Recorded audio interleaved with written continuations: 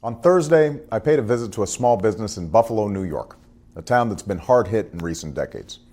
I heard from folks about the struggles they've been facing for longer than they care to remember.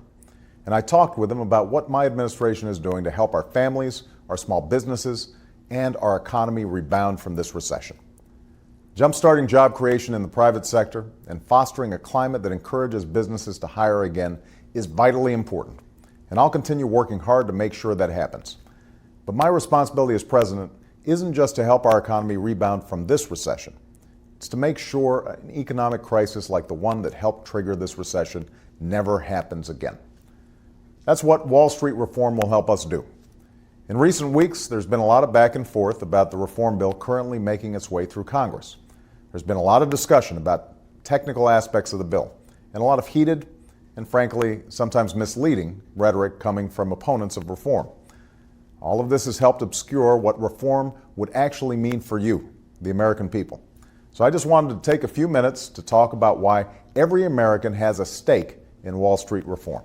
First and foremost, you have a stake in it if you've ever been treated unfairly by a credit card company, misled by pages and pages of fine print, or ended up paying fees and penalties you'd never heard of before.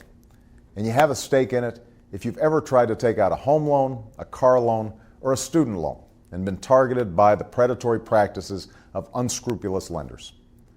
The Wall Street Reform Bill in Congress represents the strongest consumer financial protections in history. You'll be empowered with the clear and concise information you need to make the choices that are best for you.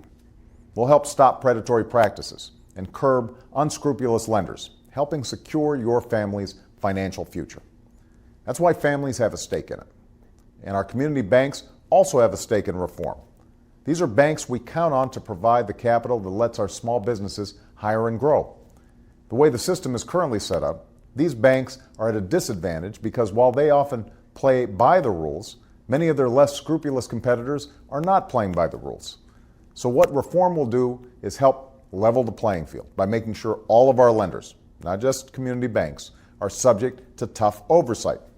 That's good news for our community banks, which is why we've received letters from some of these banks in support of reform. What's true for our community banks is also true for small businessmen and women like the ones I met in Buffalo.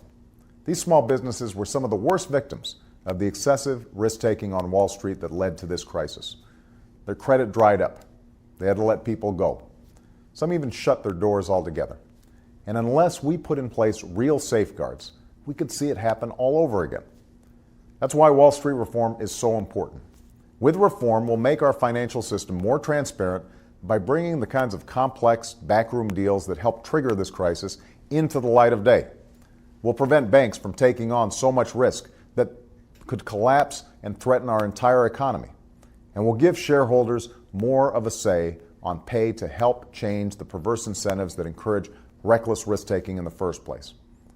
Put simply, Wall Street reform will bring greater security to folks on Main Street. The stories I heard in Buffalo this week were a reminder that despite the progress we've made, we need to keep working hard so we can build on that progress and rebound from this recession in the short term.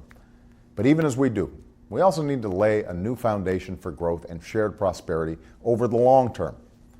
Next week, we have a chance to help lay a cornerstone in that foundation. The reform bill being debated in the Senate will not solve every problem in our financial system. No bill could. But what this strong bill will do is important, and I urge the Senate to pass it as soon as possible so we can secure America's economic future in the 21st century.